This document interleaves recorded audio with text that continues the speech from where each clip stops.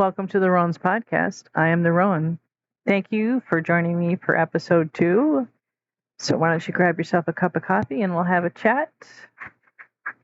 In my last podcast, well, my only other podcast episode, I did discuss my late diagnosis and how my AUDHD traits affect my daily life. I did want to also add on to that because I had forgotten that during the point of me getting diagnosed with having autism, I did mention that I took a lot of online screening type things. And no, it wasn't Facebook screening tests. Well, I did take, I will admit, I took a couple of those for funsies, but I did take some reputable ones. But also, I had forgotten that my son's pediatrician that he went to see, so he was like about late 15 years old, close to being 16 when he saw her.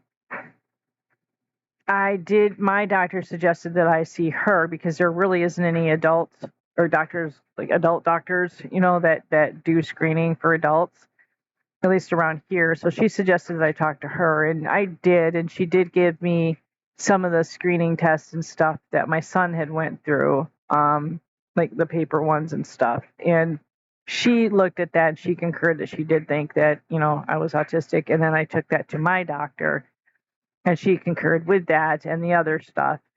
But like I said, it isn't in my medical record that I know of. I was an actual official patient of the pediatrician, so she couldn't, enter that into a record. And my doctor couldn't really because, she didn't do these things. She just seen what was there and agreed. So, but anyways, I wanted to elaborate on that. It wasn't all just me doing online stuff and, oh, hey, I'm self-diagnosing. But as I said before, they are self-diagnosis with this has rapidly becoming more and more acceptable because it's really hard to find a doctor that's willing to help an adult with their diagnosis, and when you do, it's super expensive and it's a lengthy process, and so and it is a valid but anyways, so my daughter suggested that I continue on with the podcast from where I left off last time because of the fact that I was starting to touch on some difficulties that my traits may have caused in my relationship with my husband. And in all actuality, everyone, I did intend on deleting the last 10 seconds of that podcast. However, I forgot, so everyone got treated to that. And since that was the case, my daughter thought, hey, Mom, that would be a really good next episode because, there are a lot of people who in relationships that struggle because of their traits. And she thought it would be a good thing to go on into next. So I'm going to try to do that without babbling on too much and boring everybody. I don't even know where to start. I don't even know if I should start with the current, or if I should just, I'll just briefly touch on like when I was a kid. Also, like growing up as a kid, going to school, not knowing that I had this, to understanding what was up with me. I was extremely quiet. I always considered myself just being shy because I wouldn't talk to anybody. I wouldn't look at anybody in the face if I didn't have to. I wouldn't talk to you if I didn't have to. And except if I knew you, and you were like a friend, then maybe sometimes I would get downright really goofy and crazy. With my friends, I'd open up a lot, but if anybody else, no. And so I used to get a lot of notes from bullies and people in my class that didn't understand, that, and they would just say why are you being so stuck up? You're always so rude. You think you're better than us, things like that. And it hurt. because I never understood why they were saying that to me, because I was just staying out of everybody's way. I was keeping my head down. And I would literally keep my head down. If I was walking anywhere that I walked, I'd keep my head down and just look at the floor, watch my feet. I did not want to look up. I did not want to engage with anybody else because I was afraid that they would see, something was different with me, or I thought they'd pick on me or something. And I was never trying to be rude. I was trying to stay out of everybody's way. So I didn't understand that growing up. Now I do. I understand that, looking at it as an adult, yeah, I understand that, it probably looked that way. And I know as a young adult, I growing up, and I didn't really learn this until probably about 15 years ago. I hate small talk. And I would especially hate to go through the checkout and talk to the cashier there. Oh, I hated that. I did not want to speak to anybody. And I'm sure that person, whoever it is I come into contact with, probably thought I was being rude. And I will admit there were times where I was a little rude. If I was in a bad mood, or if I was, now I understand it as probably I was overstimulated from being in a store too long or something, and just I had gotten grumpy. But a lot of times I just wouldn't talk to the person, wouldn't look at the person. And because it was really awkward, I still don't, to this day, I still don't see the real point of small talk, other than I know it's supposed to be there to fill in awkward silences. Like getting my hair done, getting a haircut. It's extremely awkward for me. Although I have been seeing the same hair person almost on a regular basis, so it's a lot easier with her. Excuse me, because I know her a little bit better, so it's a little bit easier. So although I do tend to get quiet, after like the first, 20 minutes or so, I get really quiet, and then, she ends up talking to whoever else is in the thing. She does by hair. But I think she's getting it with me. I think she's understanding. I'm not just trying to be rude. But that's my relationships with other people. Now, how does my traits affect my closest relationships? With my kids, they all say I'm weird. But they're all several kinds of neurospicy as well, since that's the new name that the younger generation gives it. Yeah. But they get it. They get me, mostly. Most of my kids do. My oldest son doesn't really get it. He expects me to. Well, he does. I mean, he knows. And he definitely doesn't call me normal. He doesn't. He said me not being normal is a good thing because normies are bad, but that's just, you have to understand he's a little bit more autistic, a little bit more, I'm not sure what the term is. I'm sorry if I offend somebody, but he's a little farther down on the spectrum level. I don't know if that's the right term or not. I know it used to be high functioning, low functioning. I don't know what it is now, but I'm old school, so that's what I'm going with. So I'm sorry. If anybody wants to comment and change that, tell me the right whatever to go for. I'll try to pick that up. But so he's a bit lower functioning, so he doesn't have, and he has some other issues that's going on as well. So him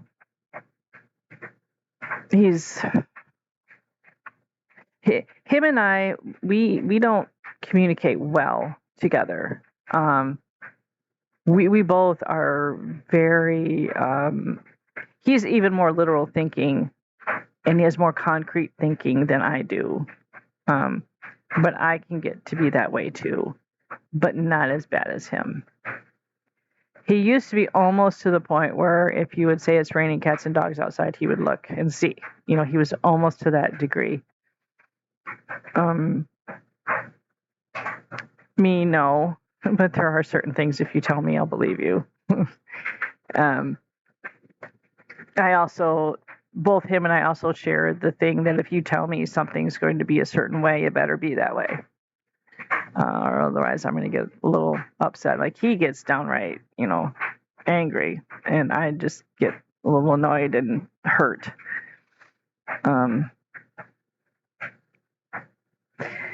But so my relationships with my kids, it really doesn't affect too much, other than the fact that they just call me weird. But as far as my marriage goes, before we found out what was actually going on with me, it caused a lot of misunderstandings, and this is where I think it's really important, is that if you suspect you're on the spectrum, or if you suspect you might have ADHD, and you're having issues in your marriage, like say the traits that you suspect are ADHD or autism, and if those traits in particular are causing you some kind of strife within your marriage, I think, this is just me, I think people should go and get evaluated or diagnosed or whatever at that point, or try to do some digging into it, because if these traits are causing you issue in your marriage, then if both people know that this is what's happening, it can do probably one or two things. The good thing it can do is it can open up the eyes, and it could build an understanding to where, no, this person is not trying to do this, trying to be difficult, trying to forget things on purpose just to not, want to do them.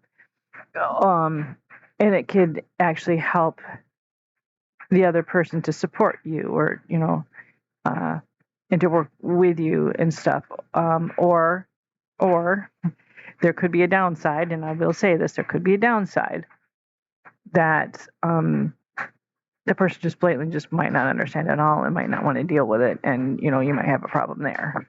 Don't want to scare anybody off trying to find out whether they are, but in my opinion, if someone isn't willing to love you for who you are and whatever's going on with you, and they're not willing to stay with you just because of this, then they probably aren't the person that you needed to be with in the first place.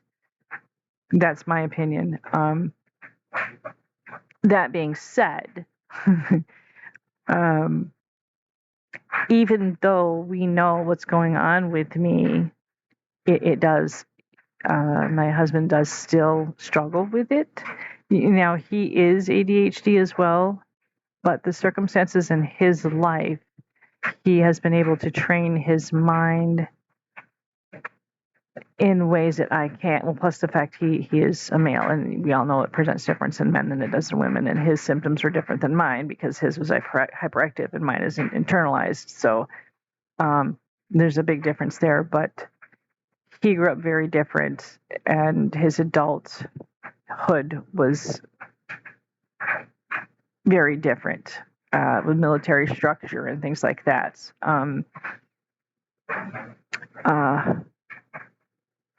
The military tends to order your mind very well.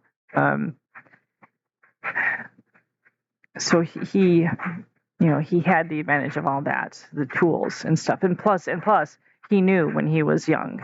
They helped him from when he was young. I didn't find out till late in my 50s. And it's kind of hard to go like, oh, hey, yeah, that's what happened. That's the whole problem was my whole entire life. Let's fix it now.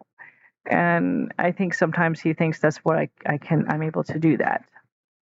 And he does have the capacity to where if he sees something wrong, he knows he can fix it. But my brain is not ordered like his. His is ordered, and mine is not. And he doesn't understand it. You just need to try it harder. You just need to do this. You just need to do that. He wants me to do memory games to help me improve my memory. Well, in theory, that's a good idea. And it is.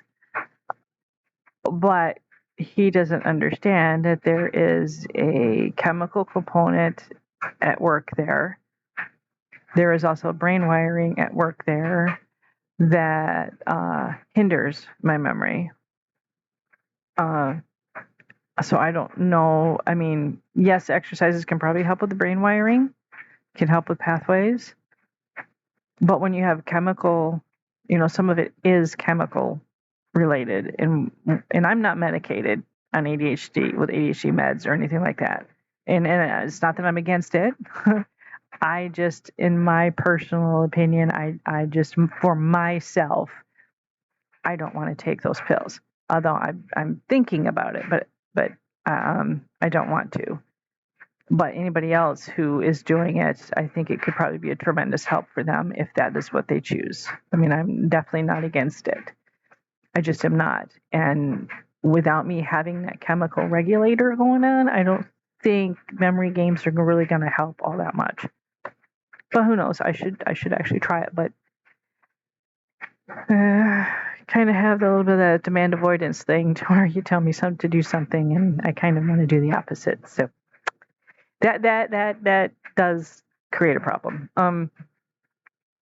So like before we knew, I was forgetting things. He would ask me to do things and I would forget to do them, or he would tell me something and I would forget that he told me something, or we would argue about, hey, I told you this an hour ago, and I was like, no, you never said that to me at all. Not at all. Because I wouldn't remember. Just yesterday, we were coming back from Walmart, and I was already overloaded to begin with, but he started talking to me about how he had put the router in the dining room when we first moved to the house. This was like almost 4 years ago. And then apparently I didn't like it there, so I made him move it to the kitchen for some reason. And he was talking about that because we're having trouble with our internet right now. It's blinking on and off, and we're just getting a discussion about what we could do with different wires and stuff, and that we had a wire that we could probably use because of the one that he used to go into the dining room, and that he did that, and now we just know where the wire is. And I'm like, what are you talking about? It's never been in the dining room. Yes, it has. No, I never remember you. Yes, I put it in the dining room. I remember because you complained because it was in the way or something. No, because now it's in the kitchen. I'm like, no. And he said, yeah, there's nails all through the kitchen, along the walls, and going into the dining room where I had it. And I can show you when we get home, because I can show you where I had it hung. And I have absolutely no memory of it, none. And he said it was because of me complaining about where it was, because it was in the way, that he moved it. I made him show me when he got home, and sure enough, yeah, there were all those nails there. And the wire. We found the wire right where he said he probably thought it was at, underneath the sink. And I'm like, I have no absolutely clue whatsoever. I don't even remember that at all.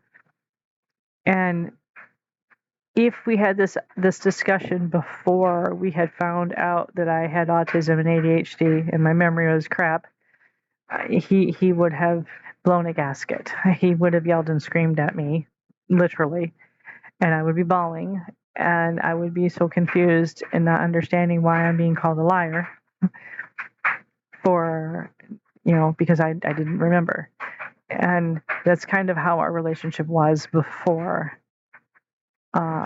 me finding out. There was a lot of accusations, a lot of crying, a lot of fights, Not that I still don't, like, I will still argue with him if he says something and I'm like, I've never heard that before. I might argue a little bit, but now we both realize it, and we both can, he doesn't yell and scream at me anymore. He doesn't make me cry anymore because I'm, like I'm stupid because I forgot, or I'm lying because I forgot. He doesn't do that anymore. And because he knows I honestly don't remember. Because before, he used to think that, like, if I didn't remember, I was doing it because I didn't want to do anything a man told me to do, or I was going to listen to anything a man said to me. And he took it as that way. And, my sensory issues, he would take it as me just snubbing him or something, and the way, like, he still does this, and this is still a hard thing between the two of us because he doesn't realize he does this. Or it's just such a habit that it's hard to refigure, like, your pattern of speaking is what it is. Like, he'll tell me things that neurotypicals, they know to read between the lines. Like, he'll say X, Y, and Z when really he means A, B, and C. and I am expected. Now he's not neurotypical, but he's learned to read between the lines, and he'll expect me, and then he'll say, well, hey, I told you A, B, and C earlier today. Why didn't you do, whatever? Like, you've never said those words to me. And I'll say it that way. You have never said those words to me. Well, yes, I did. I said A, B, and C. I'm like, no, you didn't. I don't know what you mean. What you... And he goes, I said X, Y, and Z. That means A, B, and C.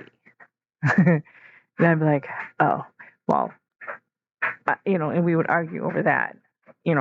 Like it would be, why can't I read through those lines? Like the same type of thing I told you about my boss last week. He says things in this convoluted way that I'm supposed to read between the lines, I'm supposed to understand what he means. And I don't understand. I'll tell him I don't understand it, and then he'll tell me again, but in a different way. But the same read between lines bullcrap. And I'm like, but boss, I don't. He got so frustrated with me one time. I kept making him tell me, and he kept saying, like, it took him like 3 or 4 different tries of the X, Y, and Z version of what he wanted to tell me before I was like, dude, tell me exactly, and then he had to tell me. And it's like I tell my husband, I said, you never said those words to me. Like he'll say, I said A, B, and C. Like you never said those exact words to me. I did not understand that this X, Y, and Z, you were really saying A, B, and C. So you need to tell me A, B, and C. Don't expect me to read between the lines. Don't just assume I'm going to, because there are some things I get. A lot of stuff I don't. And that's a difficult thing. And it had gotten to the point to where, before we found out that it was really, we were already having some other issues, but, this not understanding my behaviors and my trades did not help, because it made it seem like the other stuff that was going on in our relationship, I was doing these things just to dig more into, cause more of a problems because of the other stuff that was going on. And it never was that case. And I used to get so upset because I didn't understand why I would forget all the time. I was always down on myself. Why did I forget? Why did I forget? This was important. Why did I forget? Why didn't I do that? Why didn't I understand when he said such and such? Why am I so tired when I get out of Walmart? why is it wrong for me to just want to sit here? I didn't understand, and there's like a lot of other things too. But once, I got the ADHD thing, he still didn't really, because that come first, and it still really wasn't that much of an eye-opener for him. It didn't really make that much of a difference, but once the autism thing come in, and then he started thinking about it, and that was at a point where we were starting to put our relationship back together again, and he was starting to really look into it and think about it, and it just kind of really opened his eyes, and he's like, you know what, she really just needs support, because she's not doing these things, on her own, or not doing these things purposely. And I was starting to get the right words. Like, I was starting to do more research myself and starting to be able to get the right words to be able to tell him how I was feeling or what I was experiencing. Excuse me, so he could understand better. And that was a big help. And he is turning into an advocate for me in a lot of ways, but there are times where he can really make me feel like I'm super disabled. And he means well. And I'm not trying to bash him, because the things he says, I don't think he understands. Sometimes it does make me feel like I think he thinks I'm really disabled, and can't. But he's just speaking matter-of-factly. He's pointing things out to me so that I understand. But it can be hurtful. And we had a long discussion about this yesterday too. And he actually did name off a lot of things, a lot of my traits and stuff that he was having issues with, and the things that we were working on together and stuff. And I so wished I could have just hit record. That would have made an excellent podcast. It would have made an excellent podcast. And I thought about, and I am thinking about actually asking him if he would sit down with me and help me do one, just a couples podcast about how the ADHD affects our relationship. And who knows, maybe that'll be episode 3. I hate to keep banging on about the same episode when I said it could be about anything and everything, but I just, hyperfixation, I guess, right now. I don't know, but I really think it would be kind of cool. Yeah, I might do that.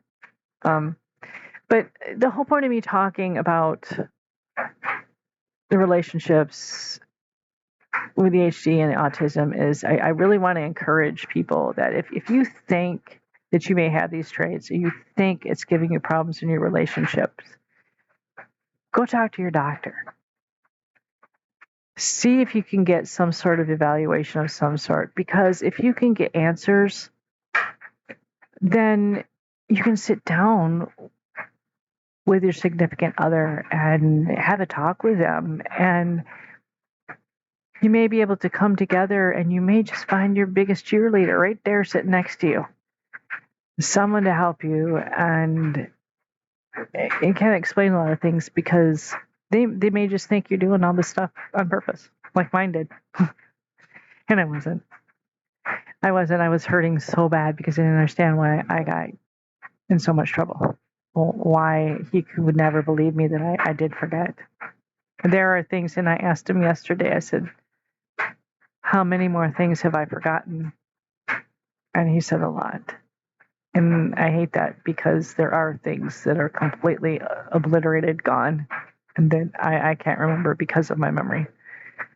But there are a lot of things that are pretty concrete in there.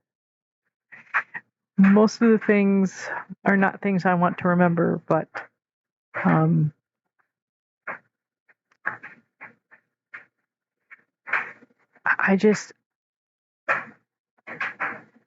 I really just want to encourage anybody, if you, even if you're not in a relationship and it's affecting your daily life and you're wondering what's going on, go get answers.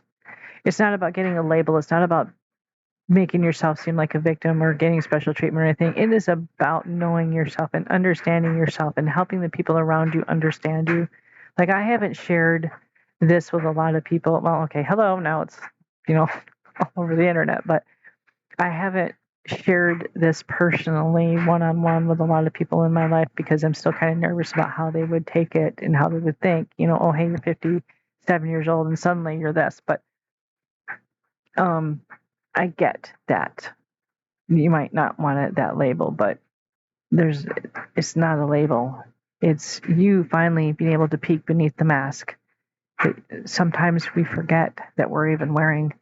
And sometimes if we wait too long, that mask just becomes a part of our face, and we never know who we are.